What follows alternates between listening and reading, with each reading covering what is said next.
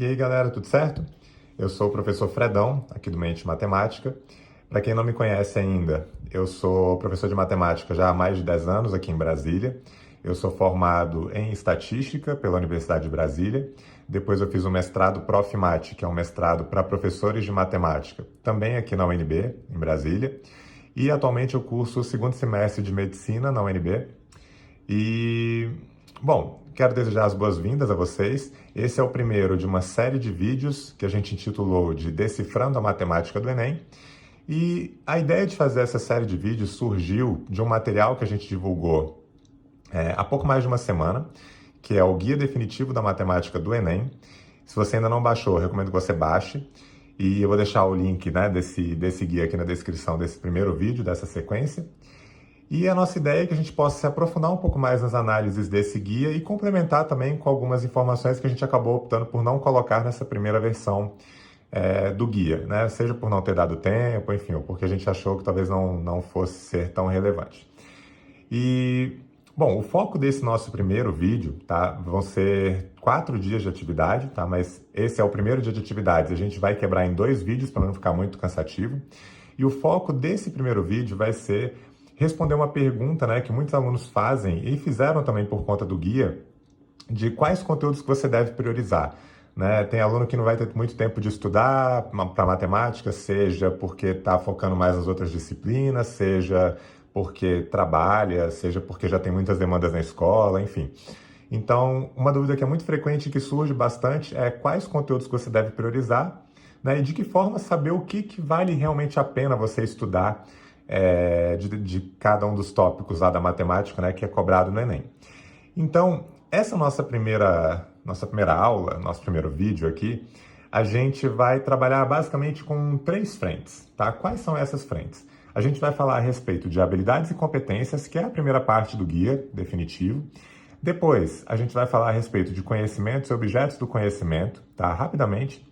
E uma terceira parte que a gente acabou não colocando no guia, mas que também vai ser bem legal da gente trabalhar aqui nesse vídeo, é um documento que é chamado Orientações Curriculares para o Ensino Médio, e que vocês vão ter um bom norte de o que você deve priorizar e o que você deve, de fato, estudar em cada um dos conteúdos e que tipo de habilidade é esperada que você adquira, né, ao longo do estudo de determinados conteúdos por meio dessa leitura lá das orientações curriculares do ensino médio, beleza? Então, sejam muito bem-vindos ao nosso primeiro vídeo dessa série de Decifrando a Matemática do Enem e vamos nessa! Bom, galera, então, o que vocês encontram nesse guia definitivo da matemática do Enem? Na parte inicial, uma apresentação dos autores, no caso eu, o professor Fredão e o professor Gabriel Lobo, que já vai aparecer aqui no vídeo também para vocês. Partes 1 e 2, a gente fala de competências e habilidades e objetos do conhecimento da matemática do Enem, ambos estão presentes lá na matriz de referência do Enem. Parte 3, a gente fala a respeito da teoria de resposta ao item. Parte 4, uma análise dos microdados do Enem 2019. Parte 5, a gente fala um pouquinho de distratores. Na parte 6, a gente separou as 225 questões do Enem 2015 ao Enem 2019 por habilidades. Tá? Já vocês vão entender como que vocês podem utilizar isso daí. E bom, nessa primeira parte em que a gente fala de competências e habilidades, e o meu objetivo aqui, tá, é passar rapidamente por isso, porque eu não quero ficar lendo o guia, não é essa a ideia do vídeo, tá? Mas é só mostrar para vocês o que vocês têm à disposição lá nesse guia para que vocês possam aproveitá-lo melhor. Então, na primeira parte, a gente dá uma explicação rápida a respeito do que são essas competências e habilidades, qual foi a frequência de cada uma das 7 competências nos últimos 5 anos do Enem, para que você saiba, né, em qual competência você deve ter um foco um pouco maior, né, já que é um pouco mais frequente. Nesse caso, são as competências 1 e 5. Competência 1 está muito ligada a conhecimentos numéricos, competência 5 muito ligada a conhecimentos algébricos, tá, de funções, por exemplo. E bom, em cada uma dessas competências, a gente trouxe mais ou menos um percentual, né, de o quão aquela habilidade, né, porque dentro de cada competência você tem uma série de habilidades. No caso da competência de área 1, são 5 habilidades, e a gente colocou aqui qual era a proporção de habilidades que aparecia dentro de cada competência. Isso a gente fez para cada uma das 7 competências, e lá no final do material, eu já vou pular para essa parte, a gente separou as 225 questões do Enem 2015 ao Enem 2019, por habilidades. Então, por exemplo, aqui você tem todas as questões que caíram nos últimos 5 anos de prova da habilidade 1, que é reconhecer no contexto social diferentes significados e representações dos números e operações, nos naturais, inteiros, racionais ou reais. Em geral, isso aqui está ligado ao conhecimento numérico, já vocês vão entender o que é esse conhecimento numérico. E essa classificação, ela é uma classificação que ela é levemente abstrata, tá?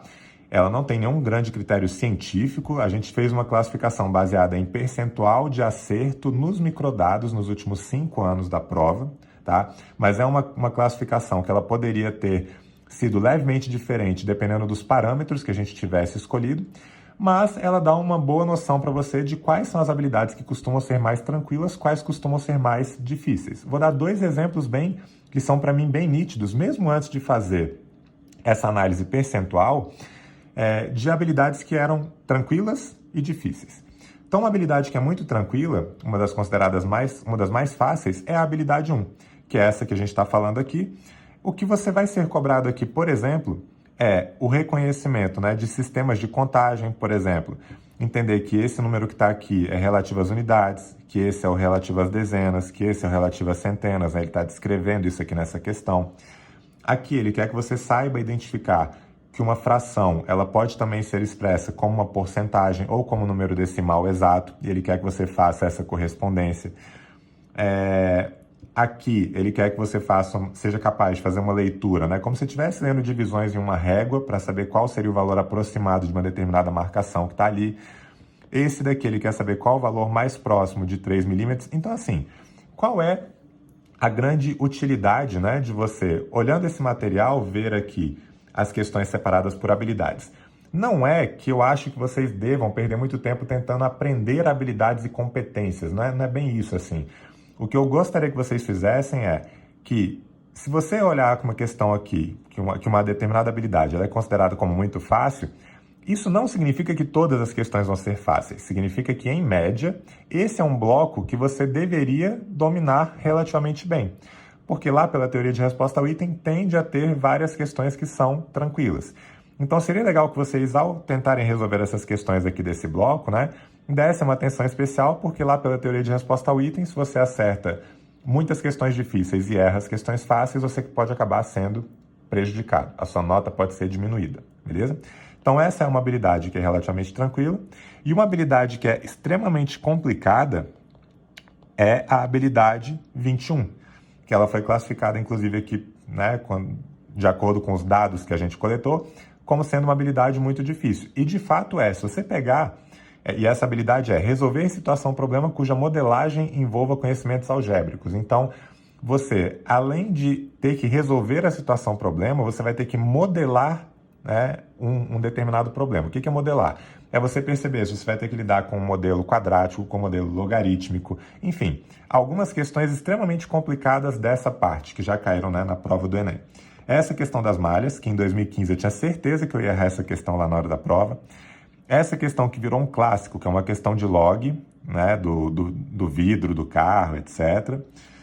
Essa questão aqui da Igreja São Francisco de Assis, que também não é muito simples, porque você vai ter que meio que plotar essa parábola num plano cartesiano, e dependendo de onde você coloca esse plano cartesiano, se você colocar aqui, ou se você colocar o plano cartesiano aqui, enfim, isso pode facilitar ou dificultar um pouco a sua resolução.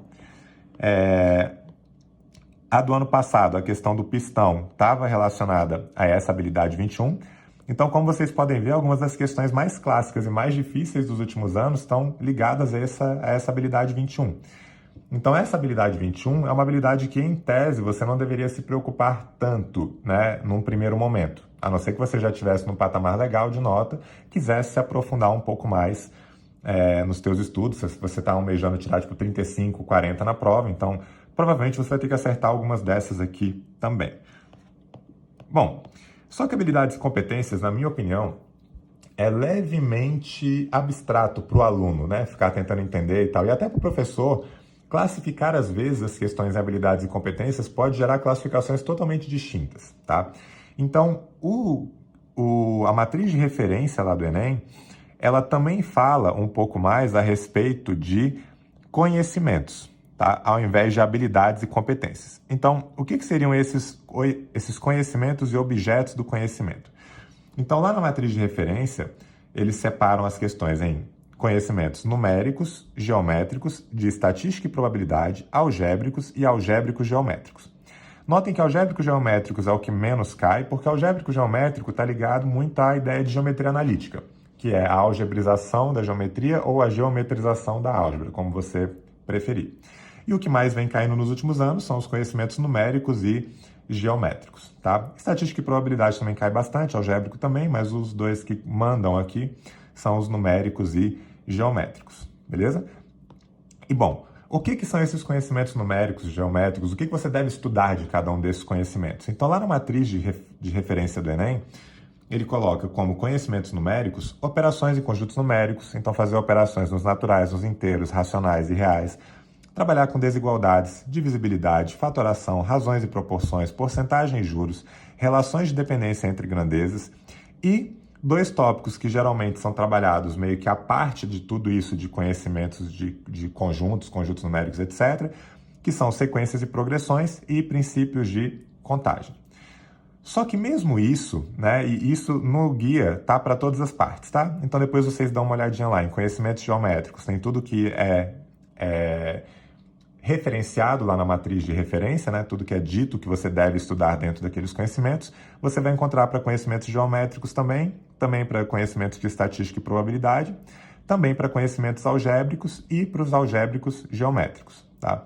Só que, por exemplo, voltando aqui em numéricos, tem um tópico aqui que ele é bem simplório, que é princípios de contagem. Só que, galera, princípios de contagem pode envolver uma infinidade de coisas. Na verdade, quase toda a nossa análise combinatória ela está aqui. Porque princípio de contagem pode envolver o princípio fundamental da contagem, pode envolver arranjos, combinações, permutações, enfim, uma gama de conteúdos dentro desse princípio de contagem. Então, ainda assim, se você só ler a matriz de referência, vai parecer que você tem que estudar uma infinidade de coisas, porque você vai ter uma gama muito grande, né? Tipo, para um tópico desse de princípio de contagem, você tem uma matéria que a gente leva, sei lá, 3 ou 4 meses no ensino médio para poder passar com tranquilidade. Então, a grande jogada que a gente acabou não colocando nesse guia porque não daria tempo e acabaria ficando muito extenso também para uma primeira versão, é que existe um documento que é chamado Orientações Curriculares para o Ensino Médio, e esse documento a gente trabalha muito lá no Mente Matemática presencial, e a gente também vai levar um pouco disso para o Mente Matemática online, que essas orientações curriculares, elas te dizem o que é esperado que o estudante adquira ao final do ensino médio. E esse documento, ele serve tanto para os alunos entenderem o que é importante deles dominarem, quanto para os professores poderem planejar, né, os seus objetivos de aprendizagem, planejarem de que forma que eles vão passar aqueles conteúdos, o que eles devem priorizar naqueles conteúdos. Então, trazendo um pouquinho para vocês dessas orientações curriculares, tá? Olha só, elas são um documento esse documento ele foi elaborado com base na Lei de Diretrizes e Bases da Educação Nacional, lá de 1996. E nesse documento você encontra, isso não é só para matemática, tá? Você também encontra isso para ciências da natureza, também encontra para ciências humanas, enfim. E na matemática, ele separa isso em 4 grandes blocos: números e operações, funções, geometria e análise de dados e probabilidade. Vejam que é praticamente a mesma divisão que a matriz de referência do Enem faz. Só que a matriz de referência do Enem tem 5 conhecimentos, e cada conhecimento tem uma série de objetos do conhecimento, enquanto que aqui você tem 4 blocos. Só que esse bloco de números e operações, ele corresponde quase que integralmente ao bloco de conhecimentos numéricos. O bloco de funções corresponde quase que integralmente ao conhecimento algébrico. Geometria, conhecimentos geométricos, e análise de dados e probabilidade corresponde ao conhecimento de estatística e probabilidade. O único que não apareceu aqui é o algébrico geométrico, e eu não me lembro exatamente onde que ele está inserido dentro desses blocos, mas ele aparece. Se eu não me engano, deve ser dentro de geometria, quando ele vai falar de geometria analítica. E só dando um exemplo de como vocês podem aproveitar esse material aqui, vocês encontram facilmente, está na internet, vocês podem colocar lá orientações curriculares para o ensino médio, conhecimentos de matemática, e vocês vão cair nesse documento que está aqui. Então, só mostrando aqui um dos blocos, que é o segundo bloco, que é o de funções, olha só o nível de detalhe que você encontra aqui. O estudo de funções pode ser iniciado como exploração qualitativa das relações entre duas grandezas em diferentes situações: idade e altura, área do círculo e raio, tempo e distância percorrida, tempo e crescimento populacional, tempo e amplitude de movimento de um pêndulo, entre outras. Também é interessante provocar os alunos para que apresentem outras tantas relações funcionais e que, desde o início, esbocem qualitativamente os gráficos que representam essas relações, registrando os tipos de crescimento e decrescimento mais ou menos rápido. Então, uma coisa que é fundamental em função é você entender quando que um crescimento ele é mais acelerado, quando que ele é menos acelerado. Por exemplo, se eu não estou interessado na parte quantitativa de números, se eu só estou interessado na parte qualitativa, se está crescendo, se está decrescendo e tal, uma situação em que uma pessoa saiu de casa e ela começou andando meio devagar, meio dispersa, de repente ela percebeu que ela ia se atrasar e ela começou a correr para o trabalho. Eu poderia expressar isso por meio de um gráfico em que eu tivesse aqui no eixo X o tempo, no eixo Y a distância de casa, e esse gráfico teria um comportamento mais ou menos assim, porque no início o tempo foi passando e a distância dele para casa foi apresentando um crescimento lento, porque ele estava andando disperso, tranquilo e tal. De repente ele percebeu que ia se atrasar e ele começou a andar cada vez mais rapidamente. Então, se você pegasse aqui, por exemplo, dois intervalos de tempo, né, iguais aqui, ΔT e ΔT, e você analisasse como que foi a variação aqui, por mais que você não tenha isso em números, você perceberia que essa primeira variação ela é menor do que essa segunda variação na distância, o que mostra uma aceleração, né, no passo daquele indivíduo pelo fato dele ter percebido que ele estava atrasado. Então, essa ideia de você avaliar qualitativamente crescimentos e decrescimentos nas funções e relacionar grandezas é, por exemplo, o objeto de uma das habilidades lá do Enem. Se você pegar a habilidade 15, se eu não me engano, deixa eu só encontrar lá aqui, habilidade 12, 14 e 15. Olha só, a habilidade 15 é justamente identificar a relação de dependência entre grandezas e é o que você tem aqui, ó, gráficos entre o número de ligações e valor mensal pago por plano em reais. Aqui você tem uma que é mais de proporcionalidade, mas enfim, que também estabelece relação entre essas grandezas. Aqui você tem um reservatório, que ele quer que você avalie o volume em função... o volume, deixa eu ver aqui... a variação no volume em função da altura do nível de água naquele reservatório. Aqui ele quer que você analise as grandezas tempo e distância baseado num certo tipo de situação, problema, enfim. Então, nessas orientações curriculares, você consegue entender um pouco melhor o que é o... Não vou dizer que é o básico, mas o que é o esperado que o estudante do ensino médio saia do ensino médio sabendo, tá? E é muito legal essas orientações também, porque elas também te dizem o que você não precisa perder tempo. E esse é o ponto principal, talvez, dessas orientações curriculares. No contexto de função, quando a gente está estudando função trigonométrica, a gente estuda trigonometria, a gente estuda uma pancada de fórmulas que, na verdade, elas não são tão relevantes, né, para o ensino médio, e até por isso elas não vêm sendo cobradas muito em provas como o Enem, que se baseia em documentos como esse, tá? Existem provas mais conteudistas, como provas do ITA, do IME, que eles vão cobrar tudo de tudo, você tem que estudar tudo de tudo. Não é o caso do Enem.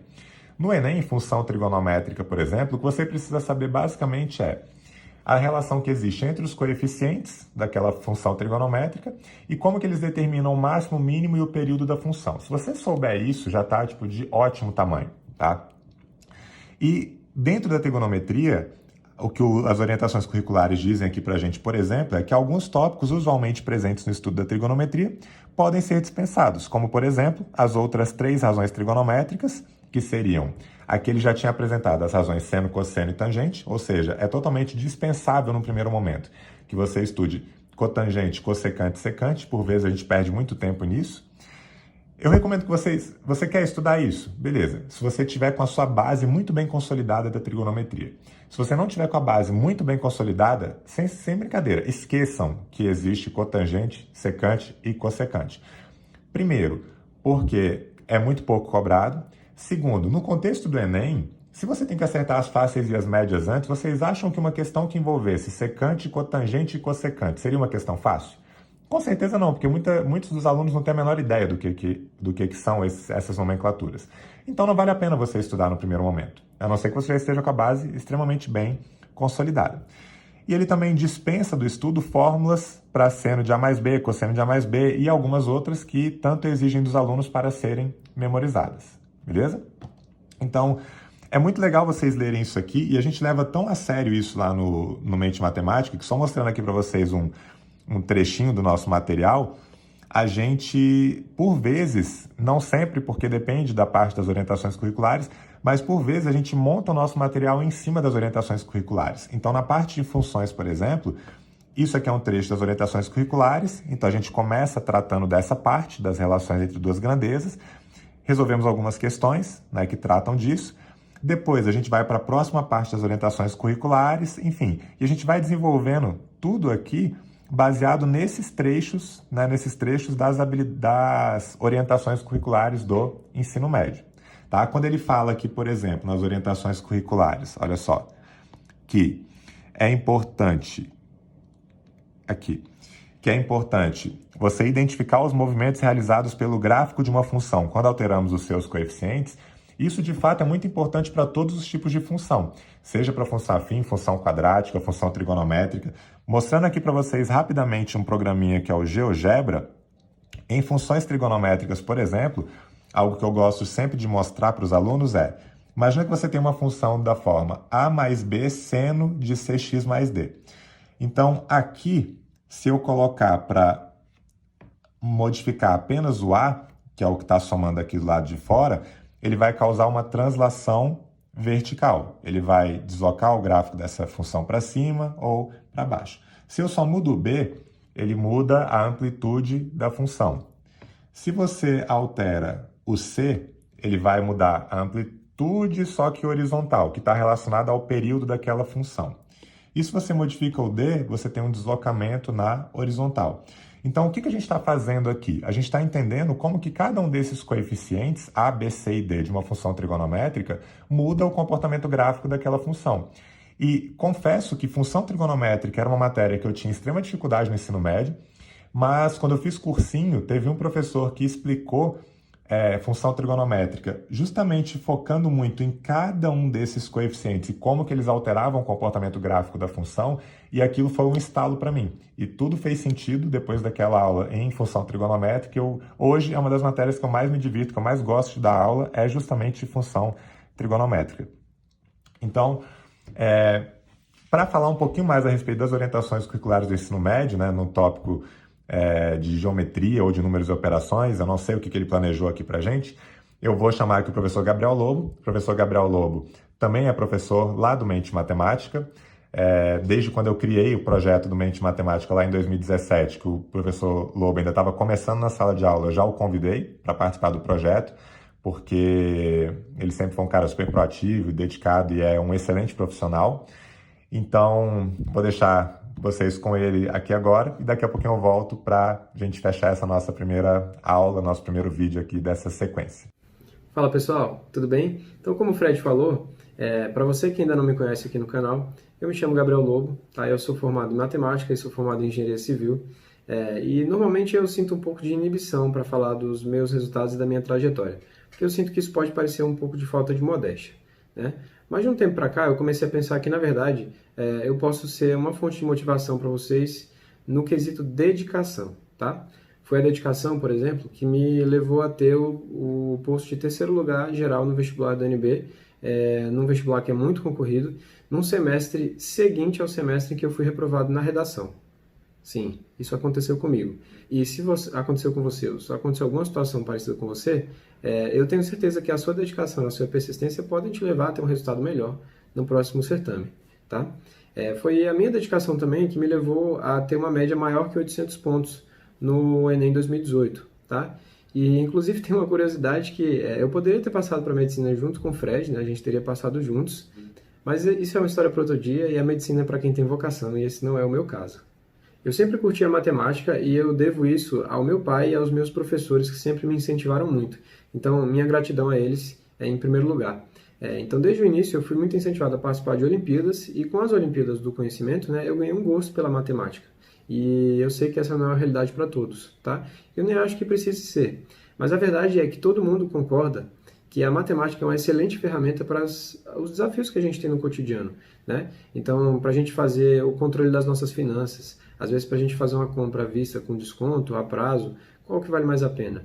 Ou para pegar um dinheiro emprestado, será que a taxa de juros está muito alta, muito baixa? Grandezas proporcionais também fazem parte da nossa vida, né?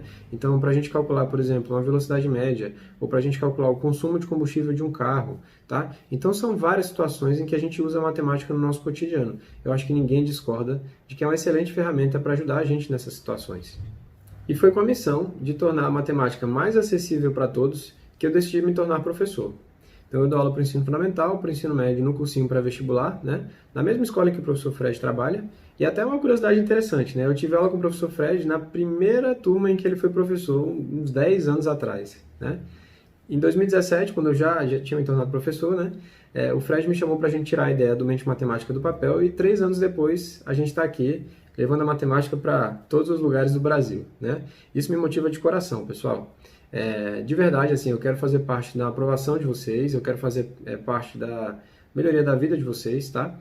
Isso pode até parecer um papo de marketing e tal, mas de coração, é o que motiva a gente, né? Eu e o Fred, a gente passa horas e horas analisando aí o SISU, analisando os microdados do Enem, criando material, divulgando conteúdo gratuito, porque essa é a nossa missão, tá? Então, contem comigo para ajudar vocês aí. Eu quero fazer vocês melhorarem na matemática e causar uma diferença boa aí na vida de vocês.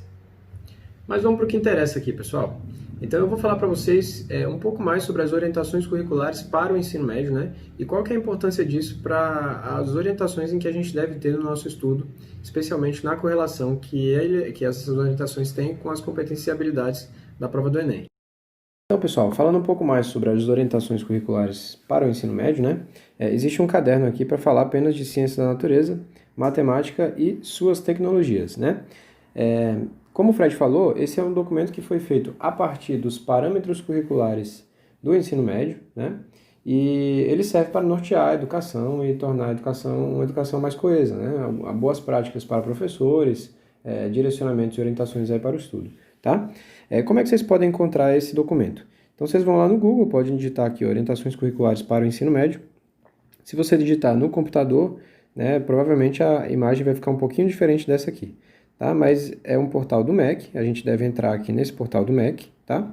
E esse portal do Ministério da Educação, né, fala sobre as políticas do ensino médio. Tem aqui um volume para linguagens, como o Fred falou, não é apenas a matemática que tem esse caderno, né? Tem um volume aqui para ciências humanas também, que você deve procurar saber, né, caso você tenha interesse também nessas outras áreas, tá? E tem um caderno aqui da matemática que a gente clica para a gente baixar, tá? Eu não vou baixar aqui porque eu já baixei. E eu vou trabalhar aqui especificamente com a parte de matemática. Beleza, pessoal? Então, como o Fred falou, esse arquivo, né, ele divide aqui a matemática em 4 blocos, né? Ele falou de um deles, né, que era o bloco de funções, mas a gente tem também outros 3 blocos, que são números e operações, análise de dados e probabilidade e a geometria aqui, que eu não posso deixar passar, tá? Na verdade, assim, pessoal, se a gente for analisar, esse documento, ele não é o documento da matriz de referência do Enem, tá? Porém, existem muitas coisas daqui que aqui são trabalhadas, né? A gente vai ver um pouco mais como o Fred fez com relação às funções, né? Que tem muita correlação com a prova do Enem, tá, pessoal? Então, por exemplo, esse bloco de números e operações, ele está relacionado muito com as competências 1 e a competência 4, tá? Então, tem várias habilidades aí que estão cobradas dentro desse bloco de números e operações.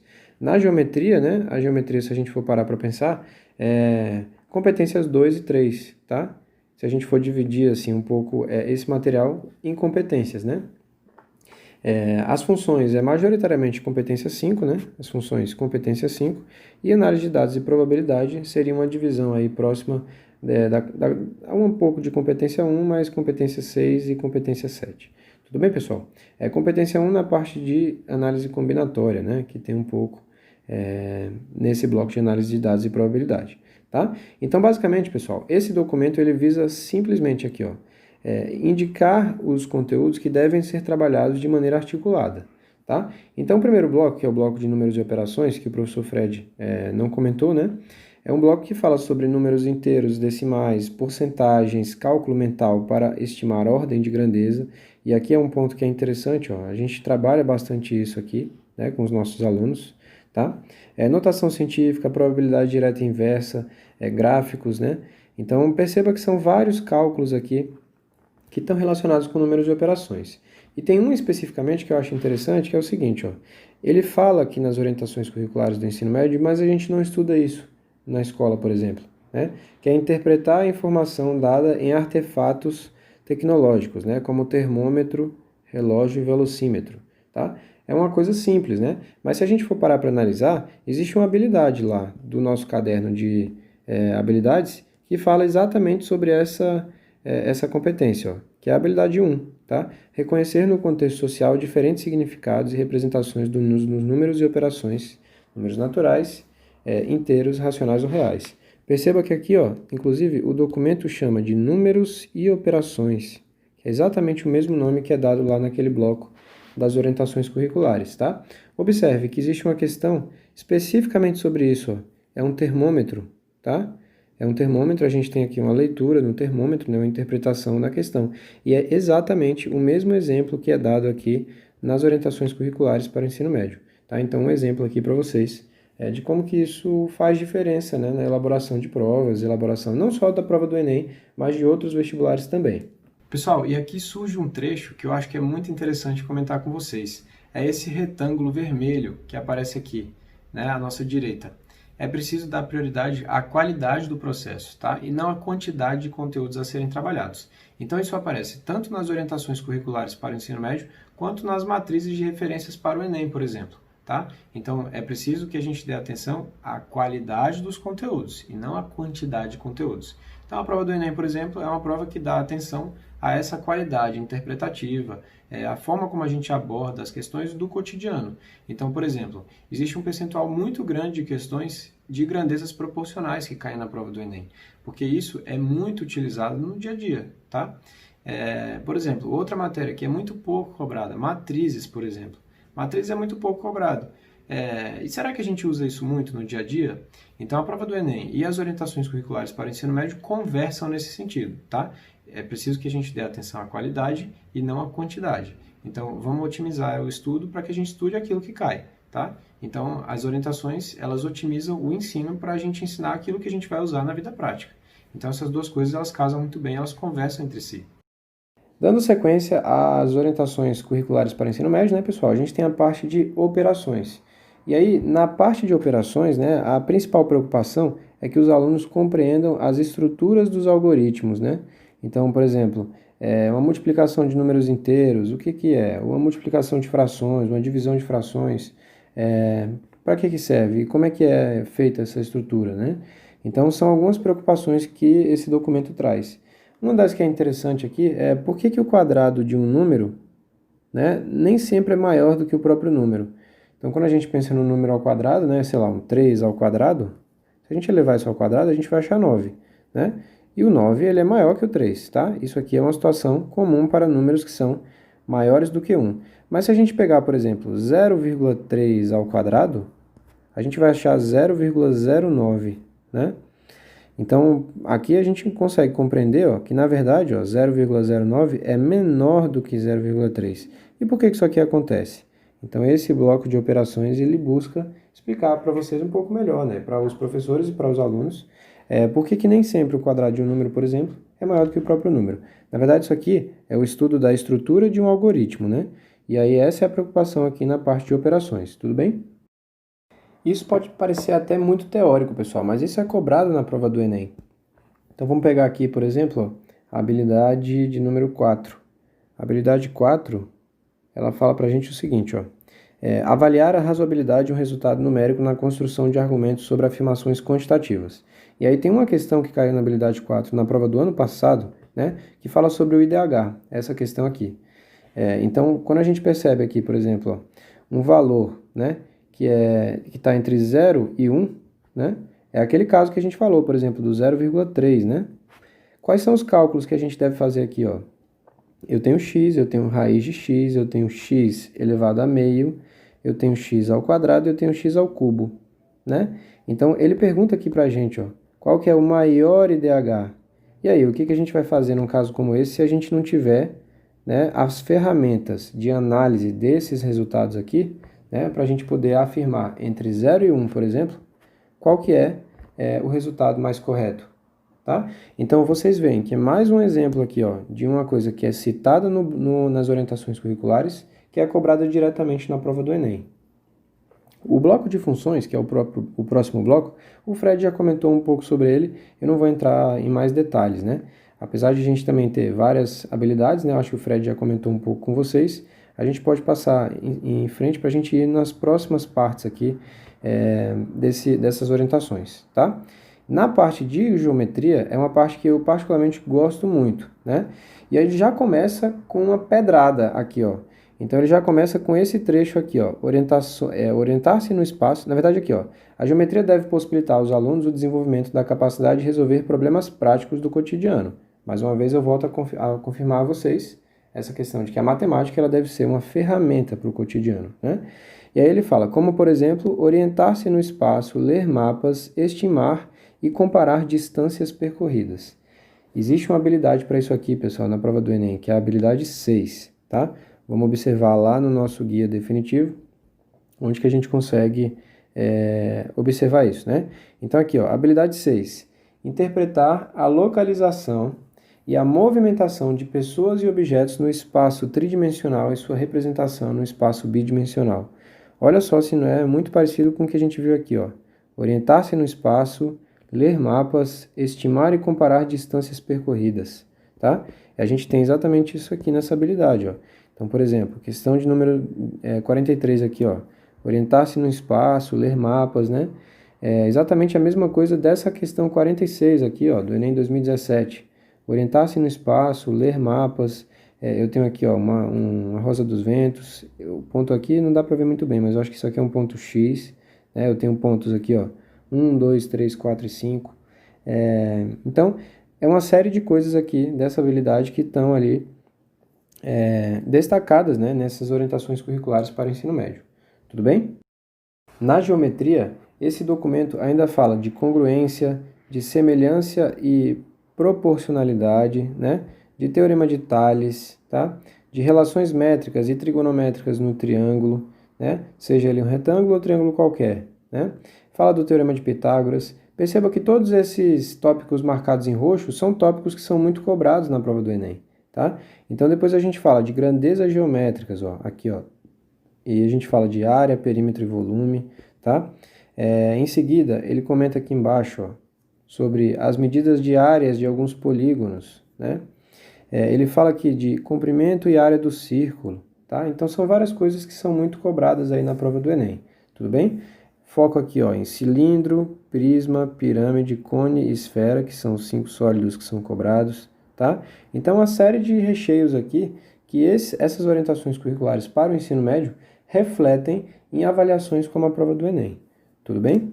Observem, pessoal, que aqui na parte de geometria analítica, existe um trecho aqui que é muito interessante a gente perceber. Ó, quando a gente fala de geometria analítica, esse trecho aqui é o que eu destaco para vocês, ó. O guia fala, né, esse documento fala que não vale a pena o aluno memorizar a fórmula de distância de um ponto à reta, já que esse cálculo, quando necessário, pode ser feito com conhecimentos básicos da geometria analítica. Então, distância entre dois pontos, retas perpendiculares, tá?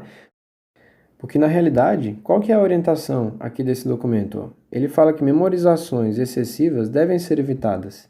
Então, na realidade, a gente quer que os alunos tenham, né, uma capacidade interpretativa dos problemas do cotidiano e que eles consigam tomar decisões e argumentações com base nos conhecimentos que eles adquiriram ao longo do ensino médio, certo? Então, fórmulas como a distância de um ponto à reta, né, que é uma fórmula extremamente chata de a gente decorar, né? Não vale a pena a gente passar horas e horas decorando essa fórmula, porque na realidade a gente tem outras ferramentas dedutivas, né, que a gente consegue utilizar para descobrir esse tipo de argumentação, tudo bem?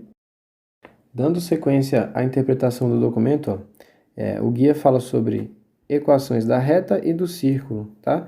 Perceba que ele não faz qualquer menção à elipse, à parábola, do ponto de vista analítico, né? E a hipérbole, tudo bem? E são curvas, né, que a gente costuma ver pouco serem cobradas.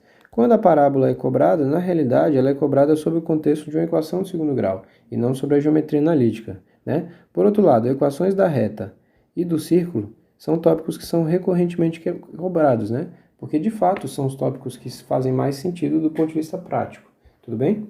Então, existem vários tópicos aqui, né? Que são, entre aspas, descartados, né? Que a gente não precisa dar uma atenção, um enfoque especial, como esses aqui que eu comentei para vocês, tudo bem? Em seguida, o documento fala sobre resoluções de sistemas de equações, né?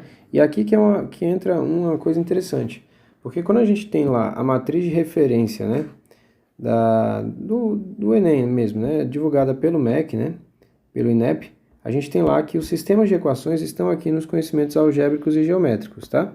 Então, as orientações curriculares para o ensino médio conversam na mesma linguagem. Então, eles falam o seguinte, ó, é recomendável colocar a álgebra sob o olhar da geometria. Então, conhecimentos algébricos, geométricos. Para a gente resolver um sistema de equações, por exemplo, né?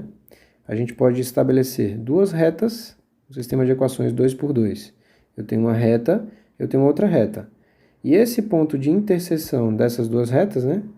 É o nosso conjunto de solução desse sistema de equações, tá? Então, eu tenho um par ordenado aqui, x e y, que resolve esse nosso sistema de equações 2 por 2. Isso é uma coisa extremamente complexa se a gente for analisar isso do ponto de vista algébrico geométrico, e é por isso que na escola a gente trabalha normalmente com aquelas resoluções simples, né? A gente cria um método das chaves aqui, ó.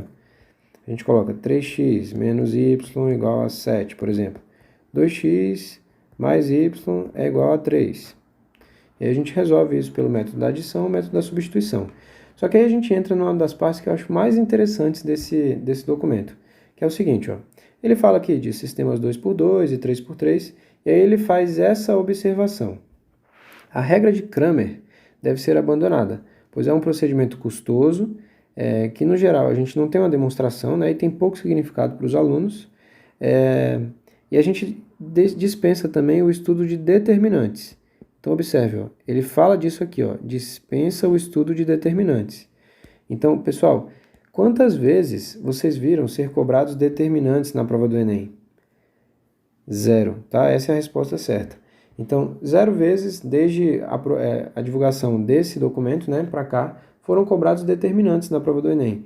E é um processo que é extremamente custoso, né? Se a gente tem, por exemplo, a matriz 3 por 3, né? Só para vocês se lembrarem disso. A gente tem A, B, C, D, E, F, G, H, I. E a gente tem que calcular os determinantes, né? Então, eu tenho que repetir as duas primeiras colunas, né?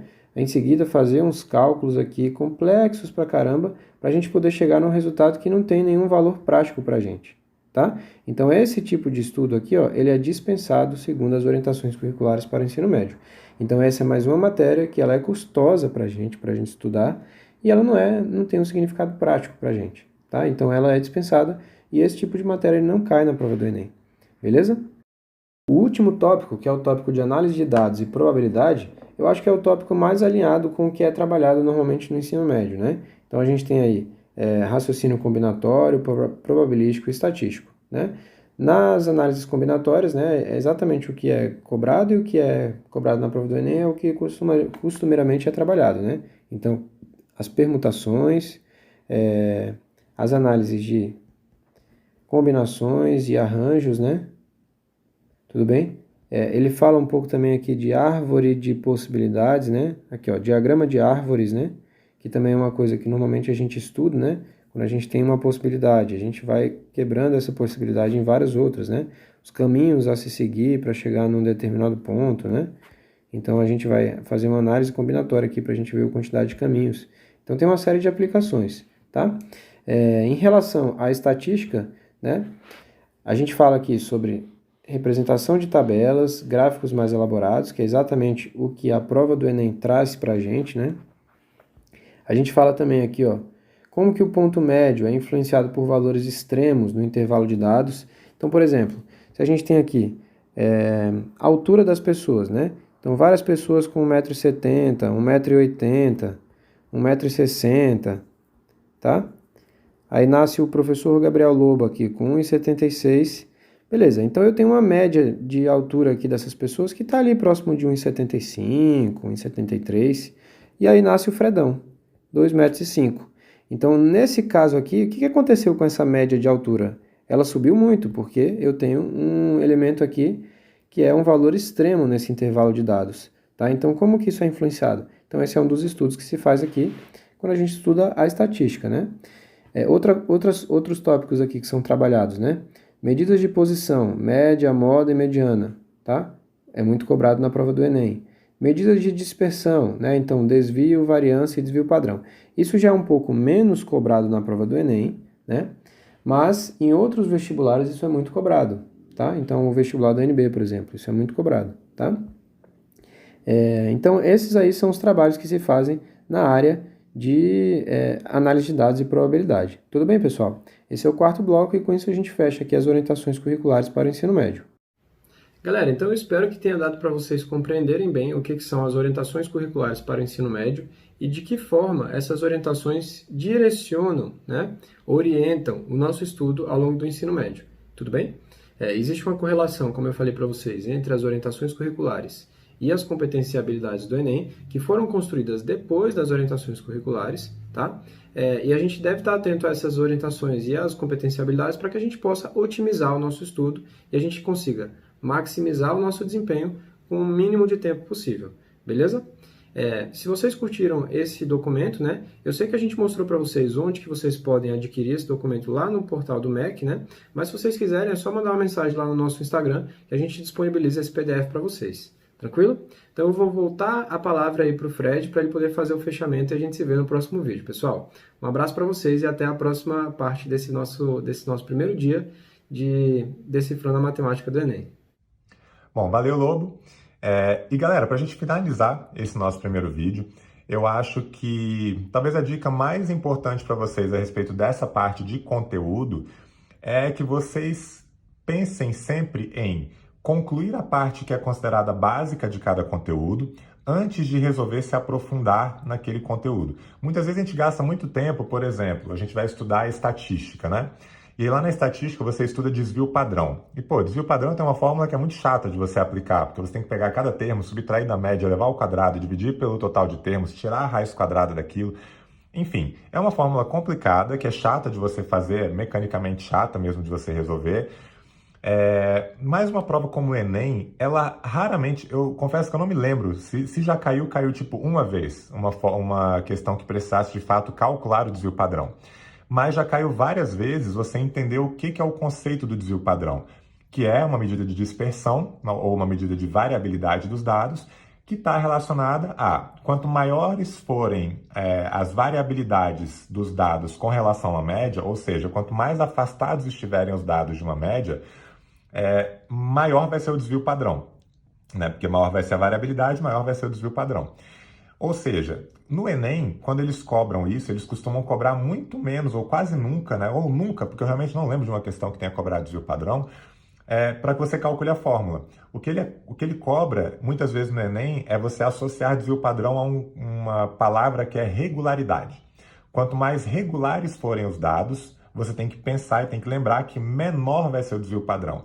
Porque regularidade implica em dados que estão muito próximos uns dos outros, consequentemente próximos da média, consequentemente tendo uma menor variabilidade. Então, maior regularidade, menor variabilidade. E muitas vezes a gente fica querendo aprender a fórmula e aplicar e repetir e tal.